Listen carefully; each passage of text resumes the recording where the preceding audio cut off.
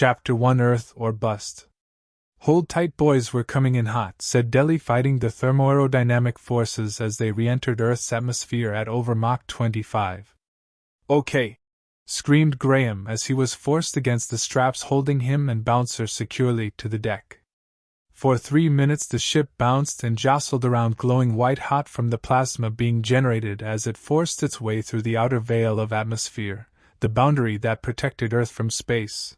Dellie at the controls, hands flying from stick to buttons, levers to dials. "I think I've got it," screamed Dellie above the noise of re-entry. Then, as suddenly as it started, all was quiet but for a whoosh from outside as the ship flew through the rapidly thickening atmosphere, slowing as it made its way towards the west coast of the United States of America. "We should be landing at SpaceX in 5 minutes," assured Dellie. "I just need to get permission to land first. I hope Elon doesn't mind." No sooner as he said the words the radio sprang to life. "Unidentified aircraft over U.S. territory, identify yourself," a military air traffic controller demanded. "Dellie, is everything okay?" asked Graham.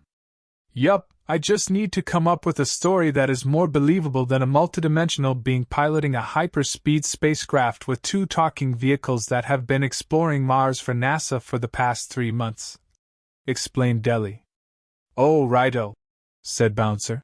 "That should be easy," as he laughed to himself at the ridiculous position they now found themselves in. "Air traffic control, this is Dellie Barberton Dingbatworthy, piloting the unidentified aircraft. How are you?" "Dellie what?" responded military air traffic controller incredulously. "Barberton Dingbatworthy," replied Dellie. "We are with SpaceX. I am just getting clearance to land at our West Coast facility." As the military air traffic controller processed what he had just heard, Dellie frantically tried to raise Elon, transmitting on a SpaceX private frequency. Elon, please come in," pleaded Dellie.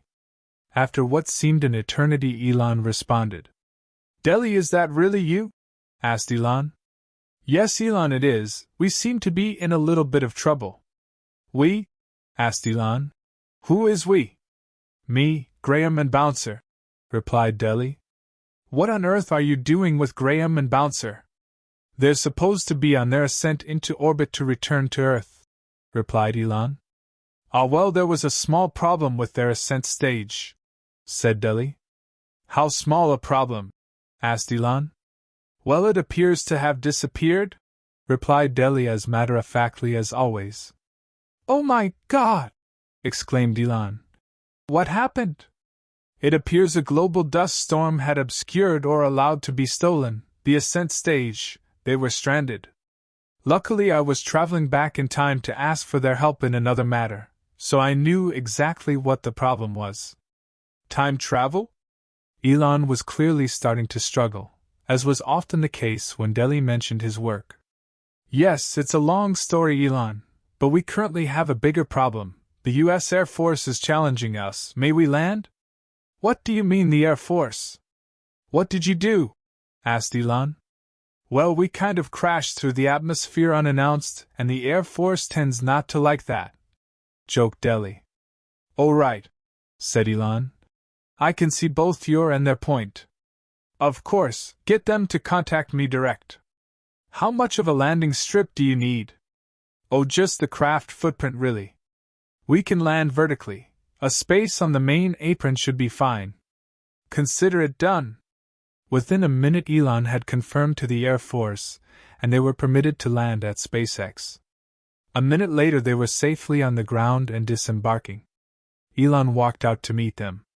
He was wearing a biological isolation suit for safety. "No suit required," said Dellie. "I have taken the necessary precautions to decontaminate the boys." "Okay, thank you, Dellie. Quick, let's get you all into the main hangar, and you can tell what's happened." After Dellie had taxied them into the hangar, a small ramp deployed so Graham and Bouncer could roll down. Finally, they were home. "So what happened?"